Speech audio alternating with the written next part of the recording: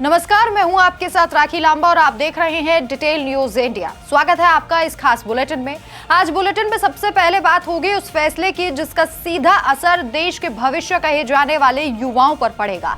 दरअसल राष्ट्रीय परीक्षा एजेंसी यानी कि एनटीए ने नीट यूजी 2026 की परीक्षा रद्द कर दी है। राजस्थान एसओजी की जांच में 125 गैस पेपर वाले सवाल सही पेपर से मैच करते पाए गए। एनटीए ने सीबीआई को जांच सौंप दी है। अब ये परीक्षा दोबारा होगी। छात्रों को नया रजिस्ट्रेशन या अतिरिक्त फीस नहीं देनी होगी। वहीं दूसरी खबर की अगर बात करें तो दूसरी खबर तमिलनाडु से है, जहां विधानसभा में विपक्ष के नेता उदयनिधि स्टालिन ने एक बार फिर से सनातन धर्म को खत्म करने वाला विवादित बयान दिया है। तीसरी खबर में बात करेंगे असम की, जहां हिमंत बिस्वा शर्मा ने लगातार दूसरी बार मुख्यमंत्री पद की शपथ ली। बंगाल के बाद असम में भी भगवा लहर पूरी तरह से बरकरार रही। चौथी खबर में सपा सांसद के घटिया बयान के बारे में आपको बताएंगे, जिसे सुनकर यूपी के सीएम योगी आदित्यनाथ गुस्से से लाल हो गए। इसके साथ ही अभद्र टिप्पणी पर एआईएमआईएम प्रवक्ता शादाब चौहान ने सपा पर तीखा हमला बोला है। पांचवी खबर बॉलीवुड और राजनीति दोनों से जुड़े हुई है, जहां पीएम नरेंद्र मोदी की सोना ना खरीदने और पब्लिक ट्रांसपोर्ट इस्तेमाल करने की अपील पर एक्ट्रेस कुनिका सदानंद ने कहा कि संकट के समय पर कदम उठाने की जरूरत है और उन्होंने इंदिरा गांधी का उदाहरण भी दिया। वहीं बांग्लादेश एयरफोर्स में टीटीपी नेटवर्क पकड़े जाने के बीच पाकिस्तान एयरवेज मार्शल औरंगजेब अहमद ढाका पहुंचे हैं। भारत इस दौरे पर नजर रखे हुए है। और आखिरी में बात होगी एक भावुक तस्वीर की, जहां पुणे सुपौल एक्सप्रेस की, जहां पर एक गर्भवती महिला ने ट्रेन के जनरल कोच में बच्चे को जन्म दिया है। इन खबरों पर विस्तार से आपको जानकारी देंगे, लेकिन उससे पहले नजर इस वक्त की सुर्खियों पर।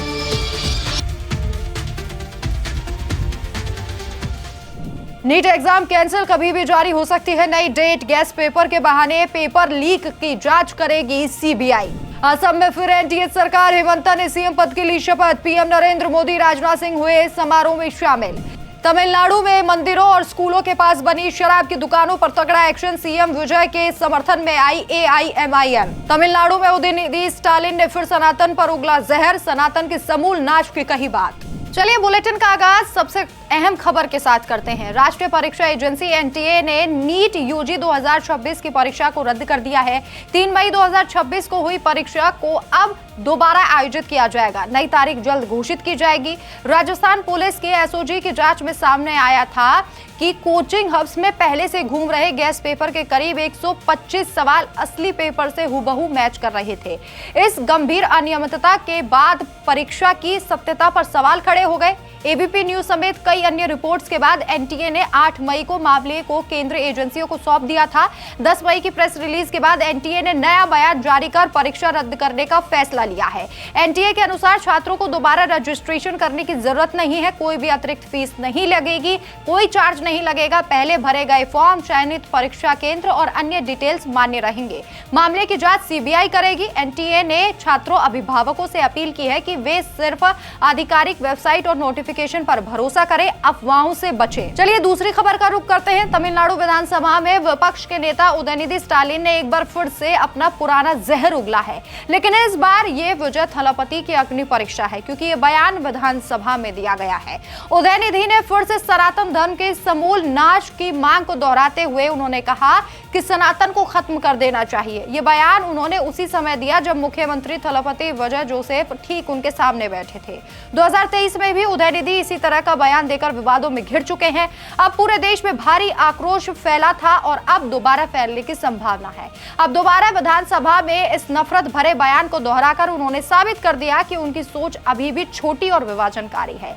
सनातन भारत की परंपरा है, जिसने सदियों तक सामाजिक सद्भाव और आध्यात्मिकता को मजबूत किया है, लेकिन उदयनिधि जैसे नेता बार बार इसको निशाना बनाकर हिंदू भावनाओं को ठेस पहुंचाने का काम कर रहे हैं। हालांकि अब ये वीडियो सोशल मीडिया पर तेजी से वायरल हो रहा है। देखना होगा इस मामले में क्या कुछ और आगे कार्रवाई की जाती है। और वहीं बंगाल के बाद असम में भी बीजेपी का भव्य शपथ ग्रहण समारोह हुआ, जो विपक्ष के लिए तमाचा था। एक बार फिर से राज्य में भगवा लहराया है। गुवाहाटी में मंगलवार को हिमंत बिस्वा शर्मा ने असम के मुख्यमंत्री के रूप में दूसरी बार शपथ ली। उनके साथ 4 नए मंत्रियों ने भी शपथ ली है।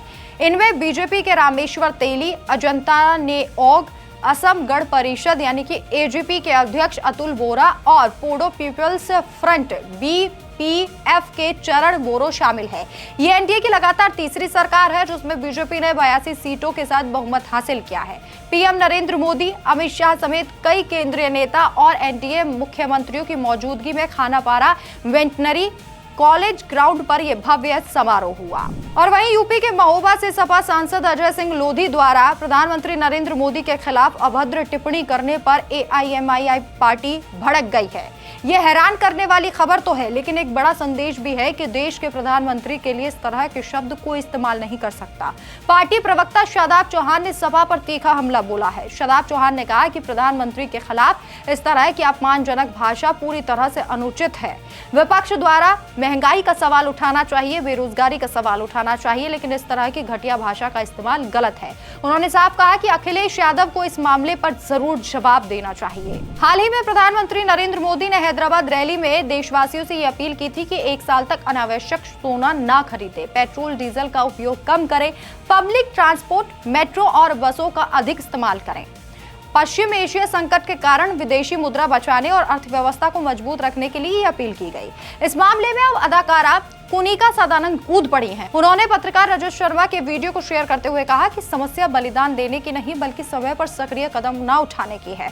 उन्होंने पूर्व प्रधानमंत्री इंदिरा गांधी का उदाहरण देते हुए कहा कि मुसीबत के समय देश के लोग एकजुट होकर आगे आए थे। कुनिका ने सवाल उठाया कि आम जनता ही क्यों हमेशा बलिदान दे, लेकिन इसके साथ ही जोर दिया कि विदेशी मुद्रा बचाने और संकट से निपटने के लिए किफायत बरतना जरूरी है। बांग्लादेश एयरफोर्स में टीटीपी मॉडल जैसे नेटवर्क का खुलासा होने और कई अधिकारियों की गिरफ्तारी के बीच पाकिस्तान एयरफोर्स के air vice marshal Aurangzeb Ahmad 10 मई से ढाका पहुंचे हैं।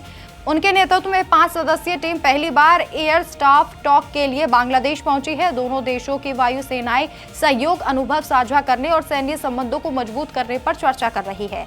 औरंगजेब अहमद पाकिस्तान वायुसेना के जनसंपर्क महानिदेशक और उप प्रमुख हैं। वे पिछले साल भारत के ऑपरेशन सिंदूर के दौरान भी चर्चा में रहे थे। और वहीं सबसे आखिर में एक भावुक तस्वीर आपको दिखाते हैं जो पुणे सुपौल एक्सप्रेस की है।